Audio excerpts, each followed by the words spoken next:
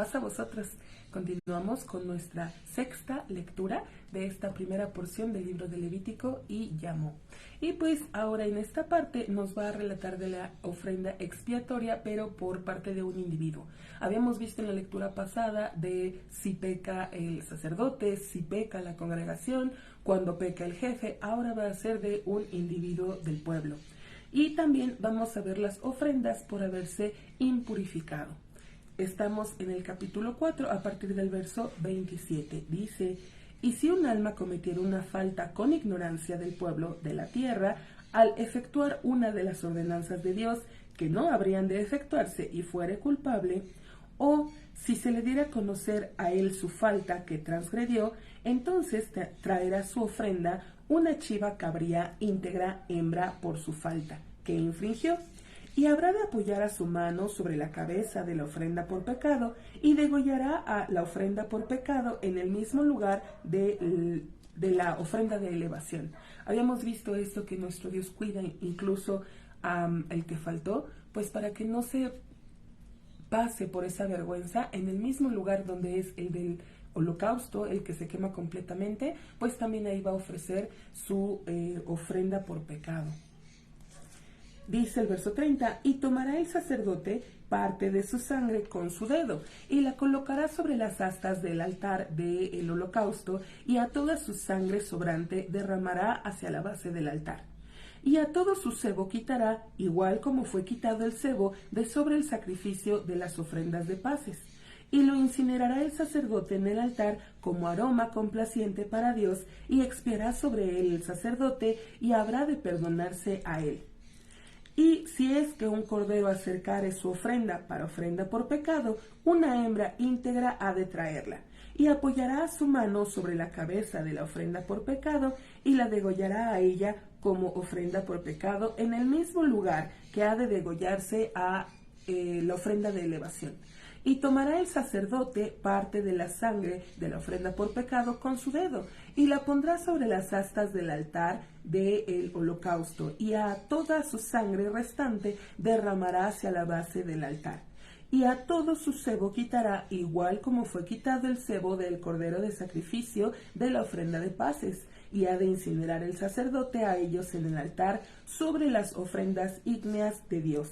Y expiará sobre él el sacerdote por su falta que transgredió, y ha de perdonarse a él.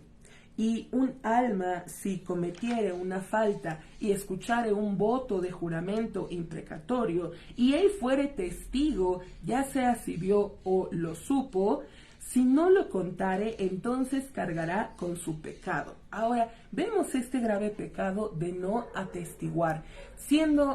Obteniendo el conocimiento de algo y no decirlo, ese se considera también un pecado. Dice si lo vio o lo supo.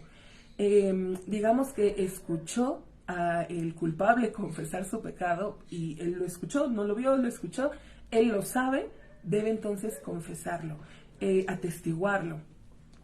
Entendemos que nosotros vamos conociendo, vamos sabiendo, y nos hacemos también, pues en cierta forma, testigos de lo que son las maravillas, los milagros de nuestro Dios. Lo importante de dar un buen testimonio. Y por el contrario, si nos negamos a testificar, vamos a cargar con esa culpa, con ese pecado por no atestiguar. Entendemos que lo grave no es el pecado en sí, sino el no confesar la falta que se ha cometido. Sigo leyendo capítulo 5, verso 2. O si un alma que tocare en todo objeto impuro, o en cadáver de una bestia impura, o en el cadáver de un animal impuro, o en el cadáver de un ser arrastrante impuro, y se ocultare de él, y él está impuro y es culpable, o si tocare en la impureza de algún hombre, en cualquier forma de su impureza que se impurifica a través de ella, y se ocultare de él, y él luego lo supiere y es culpable, o un alma que jurare para expresar con los labios, para hacer mal o para hacer bien, para todo lo que expresare el hombre con un juramento, y se ocultare de él, y luego él lo supiere, y será culpable por una de estas culpas. Y será cuando se hiciere culpable por una de estas, entonces confesará lo que cometió falta sobre ella, y traerá a su ofrenda de culpabilidad ante Dios por su falta que pecó, una hembra del rebaño, una oveja o una chiva cabría, para ofrenda por pecado, y expiará sobre él el sacerdote por su falta.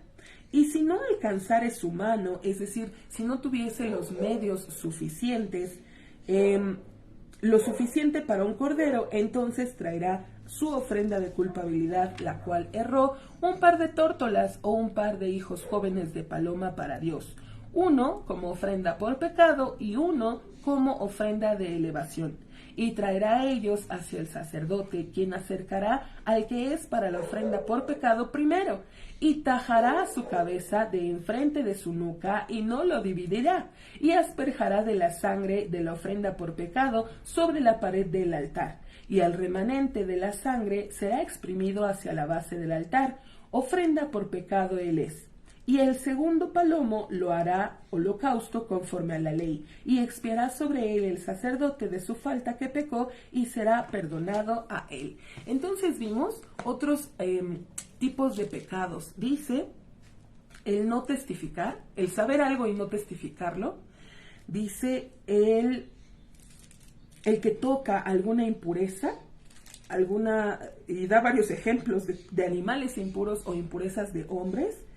Dice, si alguno jurare a la ligera, ya sea para hacer lo malo o para hacer lo bueno, y se reconoce este pecado, pues debe traer estos animalitos, estas hembras, ya sea cordero o cabra, hembras, y si no le alcanza, hemos dicho también que cuida mucho esto, si no tiene los medios para traerlo, pues podría traer dos palomas, 2 tórtolas, y dice incluso que para quitarle la cabeza no debía de separarla totalmente del cuello, solamente una parte.